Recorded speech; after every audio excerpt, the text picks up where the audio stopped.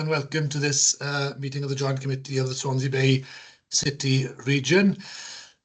We'll move into the agenda proper then. So item 1 is apologies for absence. We have received apologies from Councillor Rob Stewart in Swansea, and welcome to David Hopkins, who is deputising on behalf of Rob this afternoon. Croeso ti, David. Welcome.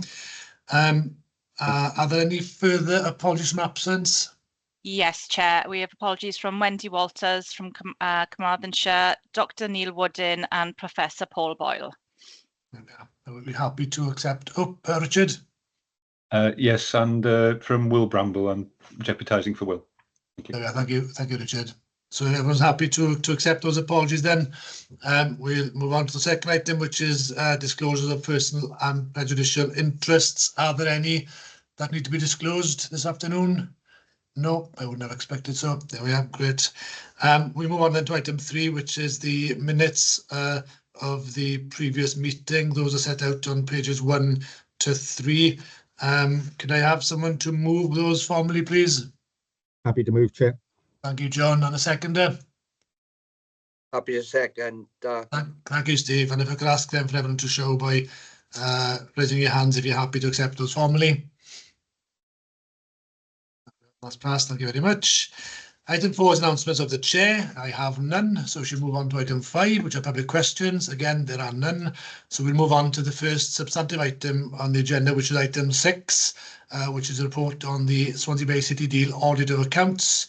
And can I ask Chris Moore, Section 151 officer, to present the report, please? To you, Chris. Thank you, Chair. Yeah, this report is the report on the accounts, which are the following items.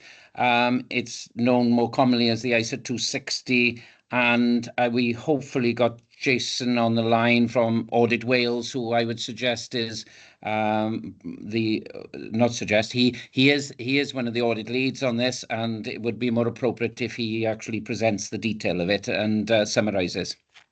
Great, thanks very much, Chris. Yeah, the floor is yours. Thank you very much.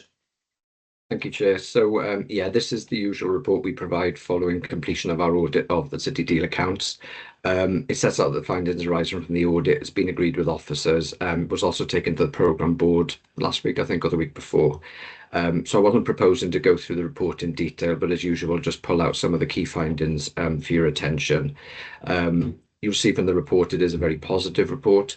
The key finding is that we're looking to provide an unqualified audit opinion, which is essentially a clean audit opinion, and we'll do that once you provide us with a signed letter of representation and the accounts are approved at the committee here today. So there are no uncorrected misstatements that I need to report to you. So any errors that we identified during the audit have been corrected by officers and reflected in the revised set of accounts before you today.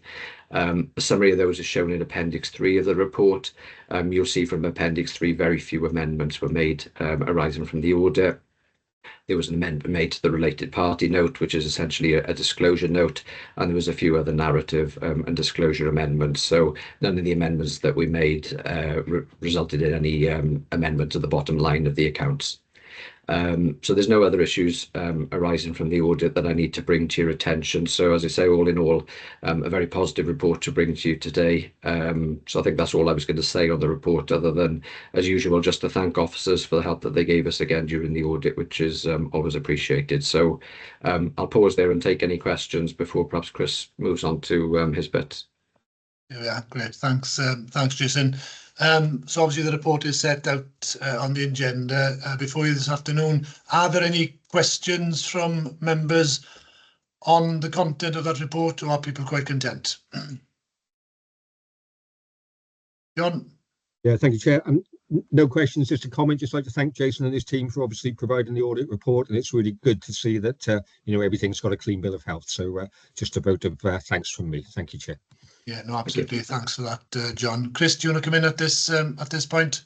No, as far as this is concerned, I am obviously pleased that we got another clean audit report and it's been concluded. There was a reason for the meeting sort of at this point in time, because there is a date at the end of the month where accounts should be signed off this year, which is linked to the accounts and audit regulations.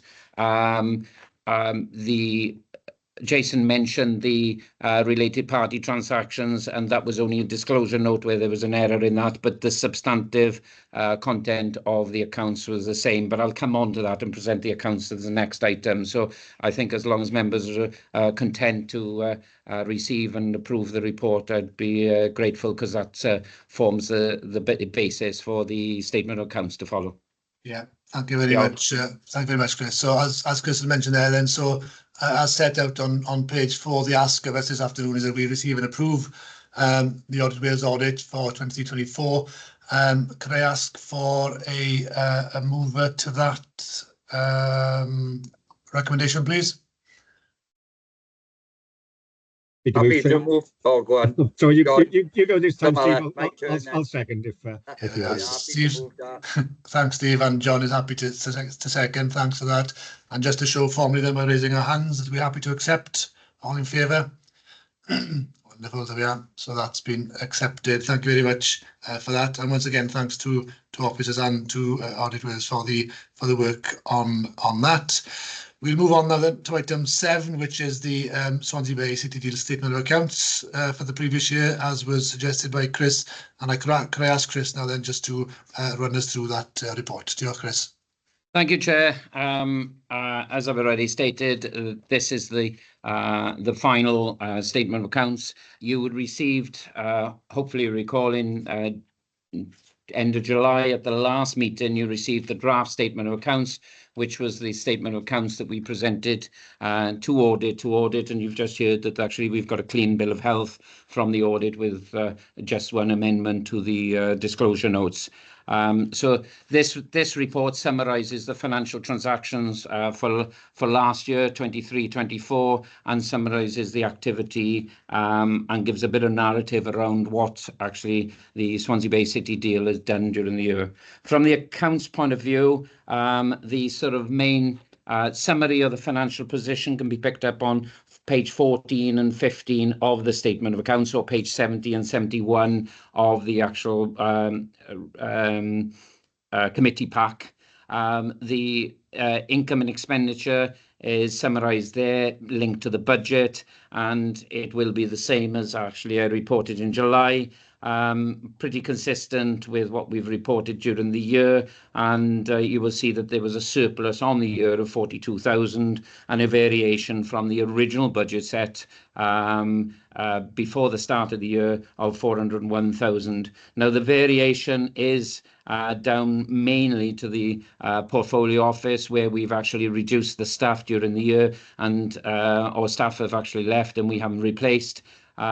Which has actually contributed to a better final position, which means that we got some surplus in place moving forward into next year, as opposed to drawing on the funds that are available. The other thing that is salient there within that report, that wasn't really anticipated at the same level, is the amount of investment income we've earned, because we're holding quite a bit of the City Deal cash in terms of grant funds that have come through, which will be passed out to projects.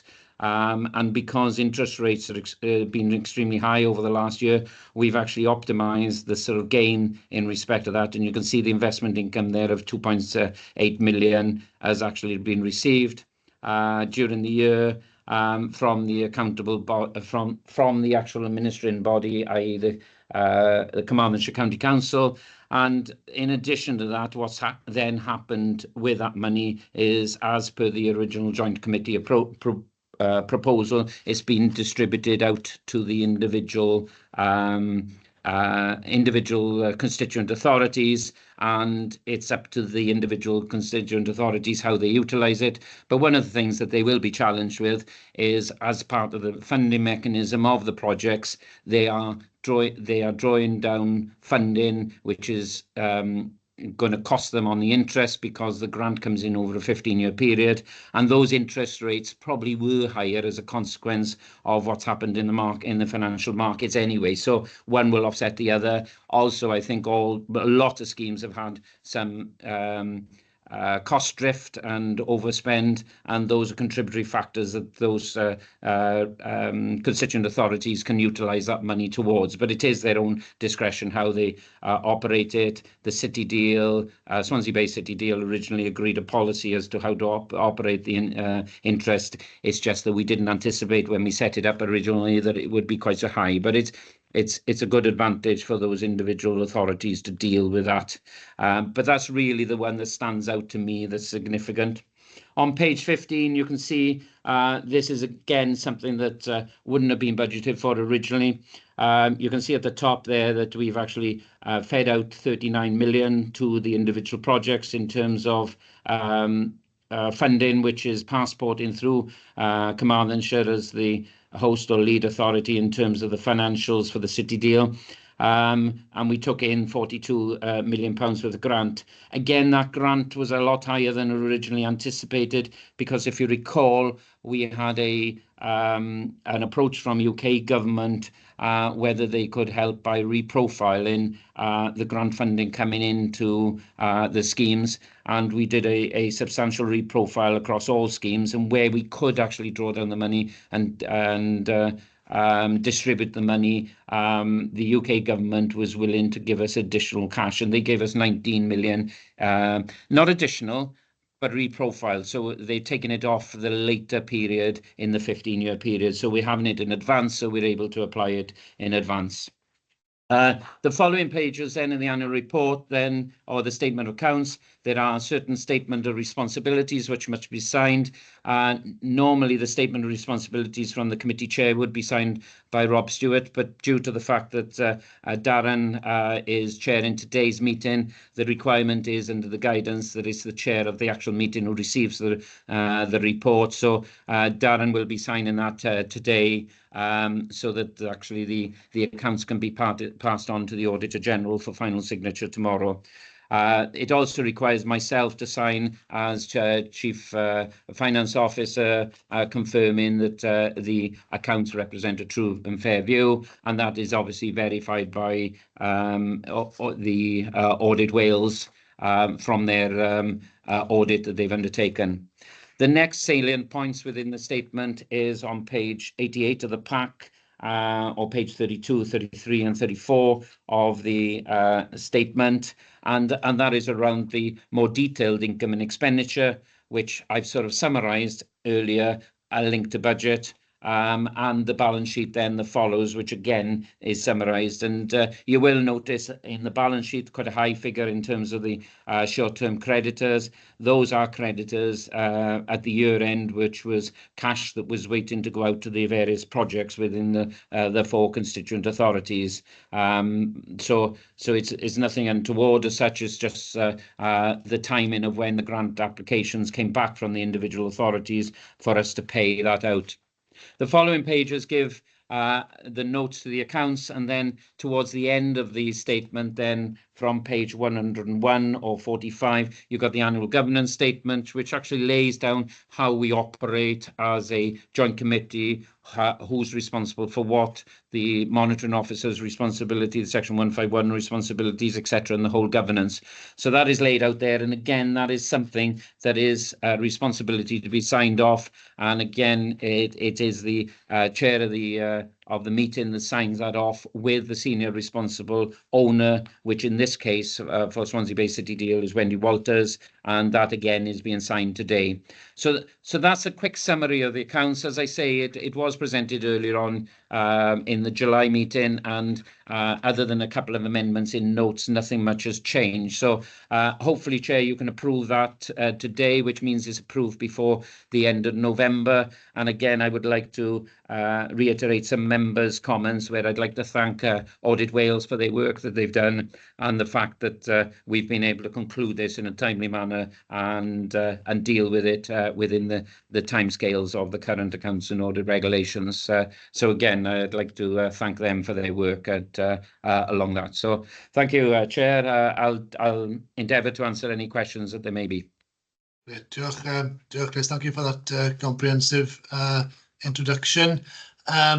I say this is an issue, of course, that we've discussed previously, and we budget monitor throughout the year, of course. So there shouldn't be any surprises at this point. But from my perspective, it's great to see that significant spend occurring right across the region as these projects are developing and being rolled out. If there are any questions, Steve, I've got. I can see your hand is up. Would you like to come in at this point?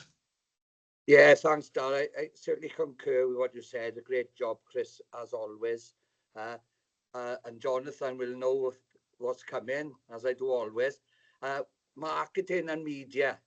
I still think we are failing big time, personally. I think that given the projects and given the city deal and the whole, is it 11 years now? Or is it, how long has it been going for? 2017 it was 7 years. Oh, sorry. Seems like 11. Feels a long time, but it's still quite a long time.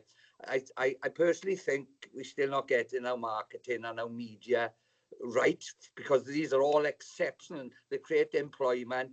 They're doing wonderful things in all our parts of local authorities. And I can tell you, I visit a lot of different areas, and when I just mention City Deal, what's that? That's what I'll get.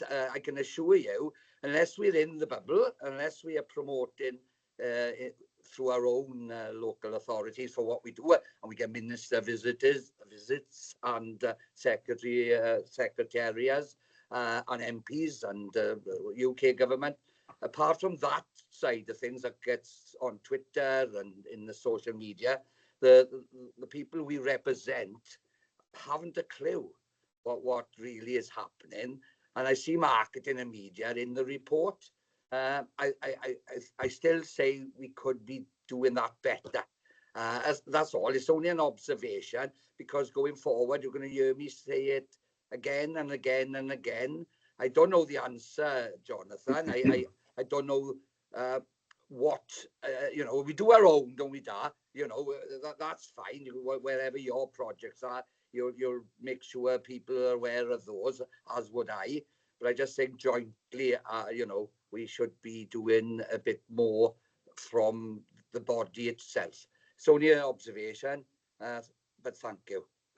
Yeah, no, thanks, Steve. I'm not sure, Jonathan, you want to come back on that point. I know it's a point that Steve has raised previously, isn't it? Mindful that we're focusing on the statement of accounts here, but I suppose I know it's a point that's been raised. Just to give a bit of reassurance, I guess, to Councillor Hunt. So we met with you, if you remember, not that long ago, and as a consequence of that conversation, and you raising it previously, we've met with all the project leads around business engagement and marketing comms to look at how and what we do to communicate it. We've also just recently instigated an animation to show how it does affect people on the ground through the things that you just said, Councillor Hunt, and more. We're also revamping our website. We're doing more business engagement type activities. That's not the wider public, which is what you're getting at. But I agree with you, from the wider public, I think we can do more, and we should. And what would be a good idea, we're going to update our marketing comms plan and the action plan associated with that. I think it'd be good to bring that to joint committee so that we can have a bit of a dialogue on that and talk about what we've done within year and what we can do for the next financial year. I think that would be really good. Thanks, Jonathan. Thank you. Yeah, no, I think certainly there's much to do, isn't there? But I think the greatest promotional activity we can do is actually showing the impact on the ground, and I think that's the really important thing here.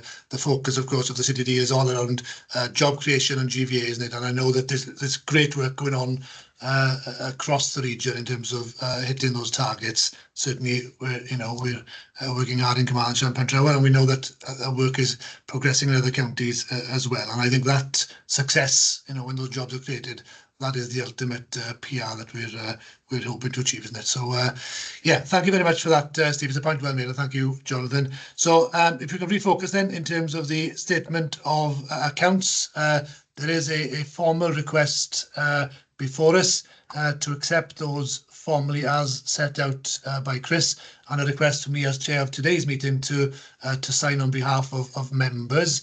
So if there aren't any further comments or queries, could I ask for the proposer that we accept that recommendation? Your turn, John.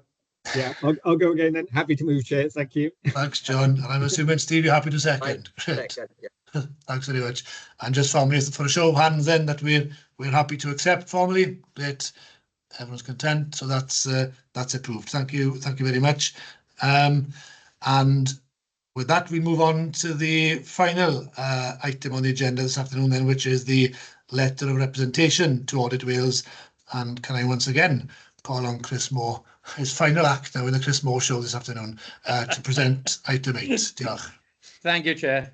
Yes, as you say, my final act. The letter of representation is a standard letter that is required by the auditor before finalising the accounts, and actually it's given a representation or reassurance to the auditor that we have acted appropriately. And when I say acted appropriately, that we've actually fulfilled our responsibilities in terms of undertaking the preparation of the financial statements according to any legislation or code of practice requirements, that we've actually given full access of information to the auditor in respect of any of the financial statements, information, and restricted access to staff to determine any information, etc., and obtain any audit evidence. And then that we've actually declared our knowledge of any fraud or suspected fraud that is linked in any shape or form with Swansea Bay City deal, etc., and anything that involves management representations, etc. So it's quite a comprehensive sort of representation or commitment. Again, that is something that needs to be acknowledged by the committee and approved by the committee, and subject to it being approved by the committee, there's a requirement that both myself and the chair of the committee signs that and submits that to Audit Wales so that the Auditor General will sign off the accounts. So I can assure you, as far as what I've read of it, that I am content that we have done all those acts. So I am content with it. So all I can do is advise committee that it's appropriate to approve it in my context. Yeah, Chris, thanks very much for that. So yeah, so as you pointed out, the letter is attached there to the report on page 131 of the agenda, as Chris has suggested on Appendix A. It seems acceptable from my perspective. I'm more than happy to sign that in Rob's absence. Are there any queries or comments at this stage? Nope. So up, John. Yeah, just a quick comment. Thank you, Chair. I mean, obviously we need to rely on our professional officers insofar as, Chris has advised us here, and, having read the letter and obviously read the audit report, read the accounts.